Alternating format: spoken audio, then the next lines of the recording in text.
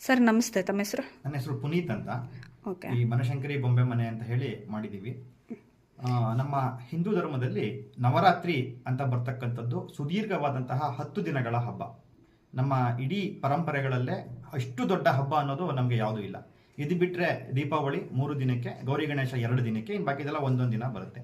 ಈ ನವರಾತ್ರಿ ಅಂತಕ್ಕಂಥದ್ದು ಭಾರತದಲ್ಲಿ ಶಕ್ತಿ ದೇವತೆಗಳು ತಮ್ಮ ಅವತಾರಗಳಿಂದ ರಾಕ್ಷಸರುಗಳನ್ನು ಸಂಹಾರ ಮಾಡಿದಿರ್ಬೋದು, ರಾಮನು ರಾವಣನ ಸಂಹಾರ ಮಾಡಿದಿರ್ಬೋದು, ಪಾಂಡವರು ಯುದ್ಧವನ್ನು ಗೆದ್ದಿದ್ದಂತಿರ್ಬೋದು. ಇದೆಲ್ಲವೂ ಸಹ ವಿಜಯದ ಸಂಕೇತವಾಗಿವೆ.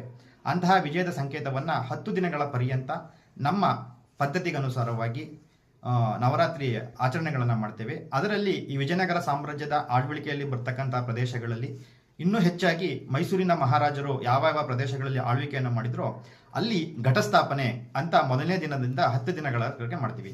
ಘಟಸ್ಥಾಪನೆ ಅಂತ ಹೇಳಿದ್ರೆ ನವರಾತ್ರಿಯ ಬೊಂಬೆಗಳನ್ನು ಕೂರಿಸ್ತಕ್ಕಂಥದ್ದು. ಈ ಬೊಂಬೆಗಳ ಕೂರಿಸುವ ಕಲ್ಪನೆ ಎಷ್ಟು ಮಹತ್ವದ್ದು ಅಂತ ಹೇಳಿದ್ರೆ, ನಮಗೆ ಸತ್ಯಯುಗ, ತ್ರೇತಾಯುಗ, ದ್ವಾಪರಯುಗ, ಕಲಿಯುಗ 4 ಯುಗಗಳನ್ನು ನಾವು ಕೇಳಿದ್ದೇವೆ. ಕಲಿಯುಗದಲ್ಲಿ ಬದುಕ್ತಾ ಇದ್ದೇವೆ. ಈ 4 ಯುಗಗಳಲ್ಲಿ ಆದಂತಹ ಘಟನಾವಳಿಗಳು ನಮ್ಮ ಮುಂದಿನ ತಲೆಮಾರುಗಳಿಗೆ ತಲುಪಬೇಕು ಅಂತ ಹೇಳಿದ್ರೆ ಅದಕ್ಕೂ ನಮಗೊಂದು ಪದ್ಧತಿ ಬೇಕು, ಅದಕ್ಕೊಂದು ಪ್ರೋಟೋಕಾಲ್ ಬೇಕು, ಅಥವಾ ಒಂದು ಸ್ಟ್ರಕ್ಚರ್ ಬೇಕು. ಅದಕ್ಕೆ ಈ ನವರಾತ್ರಿ ಬೊಂಬೆಗಳನ್ನು ಮೋಸ್ಟ್ಲಿ ನಮ್ಮ ಹಿರಿಯರು ಮಾಡಿದ್ದಾರೆ.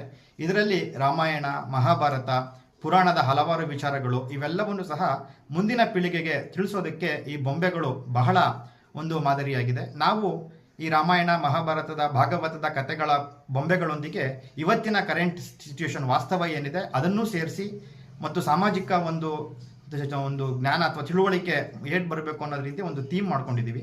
ಈ ವರ್ಷ ನಾವು ಮಕ್ಕಳಿಗೆ ವಿಶೇಷವಾಗಿ ಮೊಬೈಲ್ಗಳಿಂದ ಈ ಸೋಷಿಯಲ್ ಮೀಡಿಯಾ, ರೀಲ್ಸು ಇದರಲ್ಲೇ ಇರ್ತಾರೆ.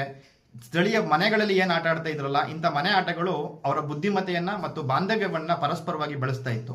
ಇದನ್ನ ಇವತ್ತು ನಾವು ಕಳ್ಕೊಂಡಿದ್ದೀವಿ. ಇದು ಮತ್ತೆ ಬರಬೇಕು ಅನ್ನೋ ಉದ್ದೇಶದಿಂದ ನಮ್ಮ ಸ್ಥಳೀಯ ಭಾರತೀಯ ಆಟಗಳೇನಿದ್ವು, ಚೌಕಾಬಾರ, ಕುಂಟಬಿಲ್ಲೆ, ಪಗಡೆ, ಬುಗುರಿ, ಗೋಲಿ, ಇದೆಲ್ಲವೂ ಸಹ ಒಂದು ಟೀಮ್ ಬಿಲ್ಡಿಂಗ್ ಆಕ್ಟಿವಿಟೀಸು. ಇದನ್ನ ಮಕ್ಕಳು ಮತ್ತೆ ಮನೆಗಳಲ್ಲಿ, ಎಲ್ಲರ ಮನೆಗಳಲ್ಲಿ ಇದನ್ನ ಆಡಕ್ಕೆ ಶುರು ಮಾಡಿದ್ರೆ ಇವತ್ತು ಏನು ಆ ಬಾಂಡಿಂಗ್ನೆಸ್ನ ನಾವು ಕಳ್ಕೊತಾ ಇದ್ದೀವಿ ಒಬ್ರಿಗೊಬ್ರು, ಇದು ಮತ್ತೆ ನಾವು ಗೈನ್ ಮಾಡ್ಬೋದು. ಇದೆಲ್ಲವೂ ನಮ್ಮ ಹಿರಿಯರು ಇದೆಲ್ಲ ದೂರದೃಷ್ಟಿಯಿಂದ ಮಾಡಿದರೆ ಅನ್ನೋ ಉದ್ದೇಶದಿಂದ ಈ ಸರಿ ಆ ಮಕ್ಕಳಿಗೆ ಆಟಿಕೆಗಳನ್ನು ಮಾಡಿದ್ದೀವಿ.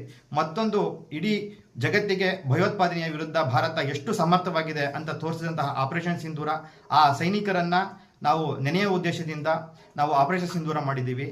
ಮತ್ತೊಂದು ಮಹಾಪರ್ವ ಅಂತ ಹೇಳಿದ್ರೆ ಭಾರತದ ಮಹಾಕುಂಭಮೇಳ, ಆ ಕುಂಭಮೇಳವನ್ನು ನಾವು ಸ್ಮರಿಸಿದ್ದೇವೆ. ಹಾಗೆ ಮತ್ತು ಮೈಸೂರಿನಲ್ಲಿ ಈ ಭಾಗದಲ್ಲಿ ವಿವಾಹಕ್ಕೂ ಬೇರೆ ಭಾಗದ ವಿವಾಹಕ್ಕೂ ತುಂಬ ವ್ಯತ್ಯಾಸಗಳಿವೆ. ನಮ್ಮದು ವಿವಾಹ ಮಹೋತ್ಸವ ಅಂತ ಹೇಳ್ತೀವಿ, ಪತ್ರಿಕೆಗಳೆಲ್ಲ ಓದಿರ್ತೀವಿ. ಅಂದರೆ ನಮ್ಮದ್ರಲ್ಲಿ ಆಚರಣೆ ಅನ್ನೋದು ಸಿಕ್ಕಾಪಟ್ಟೆ ಜಾಸ್ತಿ. ಅದನ್ನು ಒಂದು